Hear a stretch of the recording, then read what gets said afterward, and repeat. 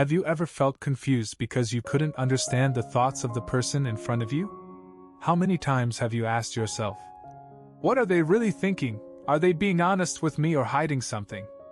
In work, small misunderstandings can cause you to lose valuable opportunities. In love, a stray glance or a dishonest word can fracture a relationship. And in life, the ability to understand others can sometimes be the key to solving all problems.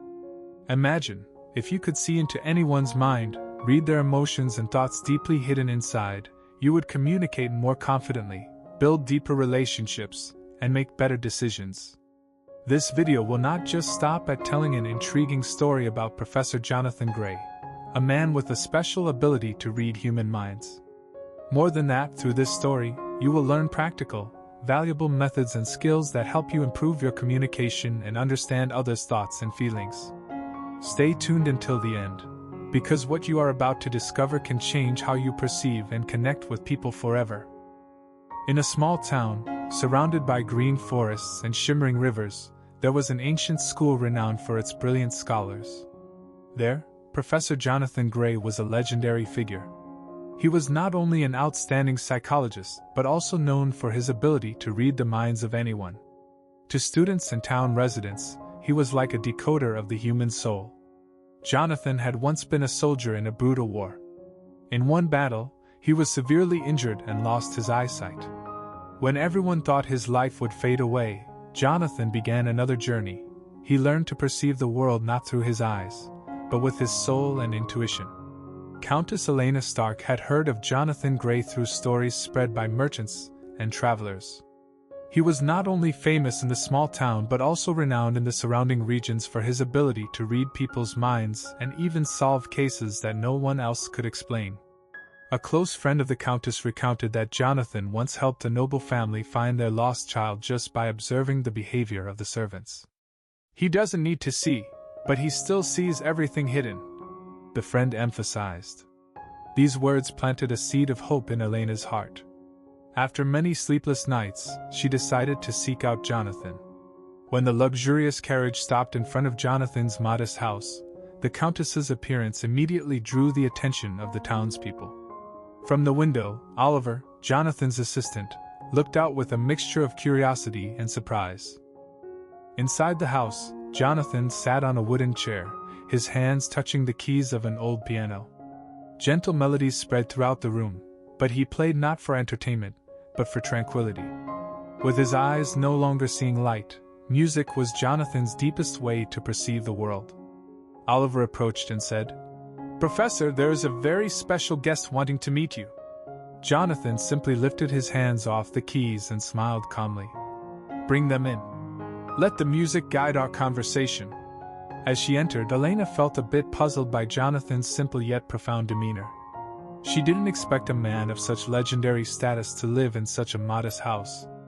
After a few moments of silent observation, Elena spoke. "Professor Gray, I am immensely grateful that you agreed to meet me. I've heard so many miraculous stories about you, and I believe you are the only one who can help me." Jonathan, with a warm voice, replied, "Thank you for trusting me. Please have some tea I just brewed. I am not a miracle worker, madam, but I am willing to listen and do my best. Tell me, how can I assist you?" Elena sat down, her hands trembling as she clutched a silk scarf. She began her story. "Lord Edward, my husband, was an extraordinary man, but he had secrets I never fully understood. 3 years ago, he died under mysterious circumstances. Every lead turned into a dead end. The best detectives I hired were left baffled. But I cannot accept that the truth will forever be buried." Her voice choked. "I heard about your special ability, that you can see what others cannot, understand what others cannot grasp. I come here with respect and hope. Please help me uncover the truth." Jonathan was silent for a moment, his hand gently resting on the table. "Countess, what you speak of is a heavy burden. But to uncover the truth, you must accept that it may not be what you expect. Are you ready for that?" Elena nodded firmly. "I am ready. No matter what the truth is, I just want to know everything." Jonathan turned towards Oliver, as if seeking silent confirmation. Then he said, Very well, I will help you. But I need to see the whole picture. We will start from your castle. Jonathan and Oliver boarded the carriage with Countess Elena and headed to the castle. At the castle, Elena led Jonathan and Oliver through each room, recounting the details of the fateful night when Edward died. As Elena narrated, Jonathan paid attention to every tone in her voice, every breath, and the way she moved. Even without sight, he sensed a deep-seated fear in her heart. When exploring the room where Edward was found, Jonathan asked everyone to leave so he could hear the traces of the past. He touched the walls, the wooden floor, and seemed to sense vibrations that others could not. Jonathan suddenly asked Elena, "Have you ever suspected anyone?" Elena hesitated for a moment, then replied, "No one. Edward was a good husband, and all the servants were loyal.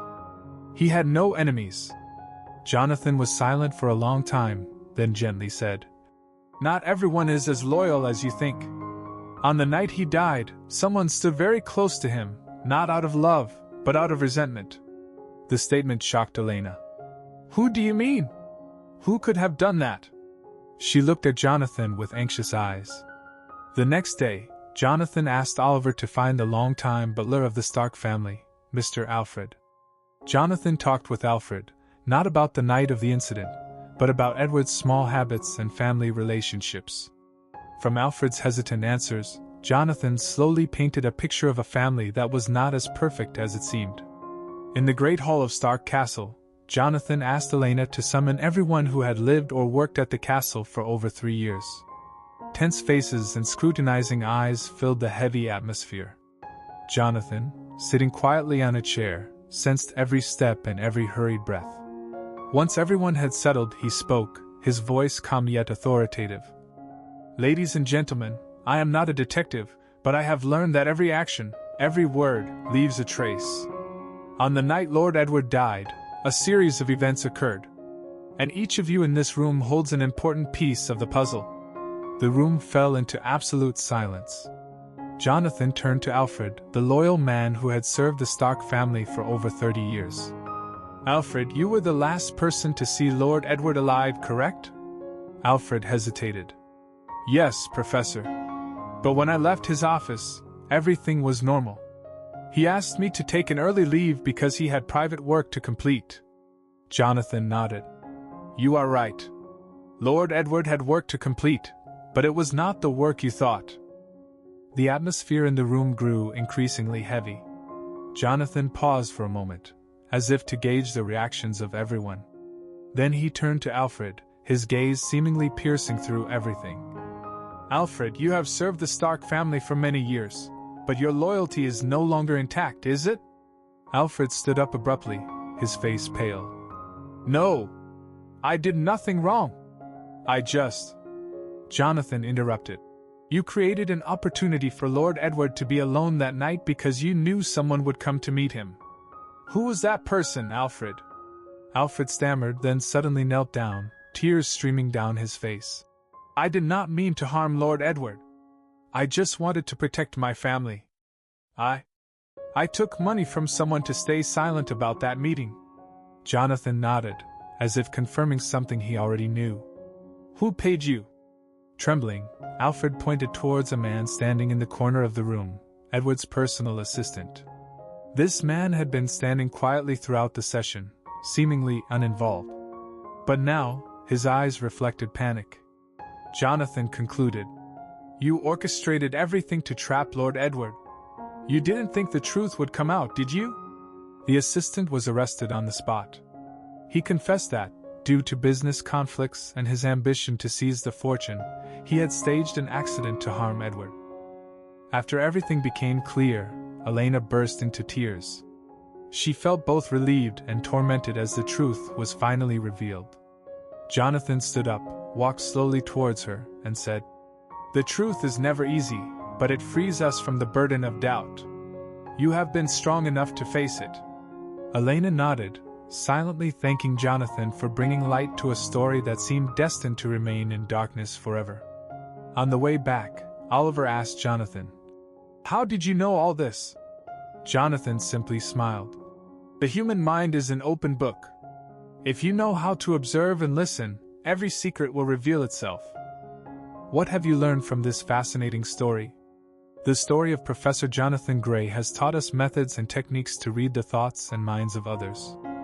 First, pay attention to the eyes of the person in front of you. Eyes are one of the most powerful tools to explore human emotions and thoughts. When talking to someone, notice their eyes. The eyes can reveal many things about the inner emotions that words cannot express.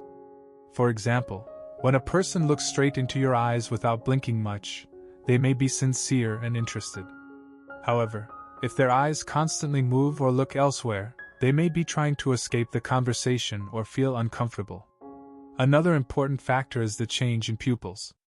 Dilated pupils usually indicate that the person is interested or happy about something. Conversely, constricted pupils can signify discomfort, anger, or disapproval. Observe these changes to understand their feelings better. Eyebrows are also a key factor to notice. When eyebrows lower, the person may be worried, thinking a lot, or disagreeing with you. If eyebrows rise, they may be surprised or curious. These expressions help you capture their immediate reactions in the conversation. Additionally, the expression of the eye muscles is very important. When someone smiles genuinely, their eyes usually narrow and brighten, creating wrinkles at the corners of their eyes. This shows they are truly happy and friendly. On the other hand, when they try to hide their emotions, the eyes may not change much, even if they are smiling. Pay attention to these small differences to better understand their true feelings. Observing the eyes carefully not only helps you understand others better but also improves your communication skills and builds better relationships. Practice and apply these methods in daily life to become a more empathetic and understanding person. Secondly, observe facial expressions carefully. The face can be a mirror reflecting a person's true emotions. A smile is one of the most recognizable expressions. A genuine smile will make the eyes smaller and create wrinkles at the corners of the eyes. This indicates that the person is truly happy and friendly. Conversely, a forced smile may not change the eyes much and might not be sincere. A sad face, with the mouth turned down at the corners, shows that they are displeased or disappointed. Wrinkles on the forehead can be signs of worry or contemplation. Finally, pay attention to the wrinkles on the forehead and the expression of the mouth. These wrinkles often indicate worry or contemplation, while a tightly closed mouth can signify disagreement or reluctance to speak. By carefully observing facial expressions, you can gain a deeper understanding of their inner emotions and thoughts. Thirdly, body language is an essential part of communication. To understand the person in front of us better, we need to pay attention to physical cues like posture, movements, and the way they stand or sit. When someone stands or sits with a straight back and an open chest, they are usually confident and open. Conversely, if they hunch over, lower their head, or cross their arms in front of their chest, they may feel defensive, anxious, or uncomfortable. Leaning forward while listening usually indicates interest and active listening, whereas leaning back might signal a desire to create distance or disagreement. Leg movements also convey a lot. When a person continuously shifts their legs or taps their feet, they may be anxious, impatient, or wanting to end the conversation. Placing both feet firmly and evenly on the ground usually indicates confidence and stability. Hand gestures are a significant part of expressing thoughts and emotions. How a person uses their hands during a conversation can provide a wealth of information. When someone gestures with open hands or uses expansive gestures, they often want to communicate openly and are willing to share. Conversely, closed gestures like crossing arms or putting hands in pockets may indicate that they are guarded, protective, or lack trust. Vigorous, expansive hand movements typically show confidence and enthusiasm. Smaller, quick, and repetitive gestures like finger tapping, hair twirling, or face touching can signal anxiety, restlessness, or impatience. Besides body language and hand gestures, there are other important cues to consider. When a person makes intimate contact with you, such as placing a hand on your shoulder or giving a light pat on the back, it can indicate support, friendliness, and trust. The distance between you and the other person is also crucial.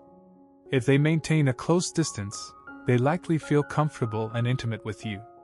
Conversely, maintaining a larger distance may indicate discomfort or a need for personal space. Understanding and interpreting the thoughts and minds of others requires patience, careful observation, and attention to subtle signs. By practicing and applying these methods, you can build stronger relationships and better understand those around you. Appreciate these unspoken signs, and you will find that understanding others becomes easier than ever. If you find this video helpful and informative, please share it with those around you to help them learn effective communication skills and accurately read and recognize the thoughts of others. Subscribe to our Wisdom Life channel to receive notifications of useful videos in the future. Thank you sincerely. Wishing you success and all the best.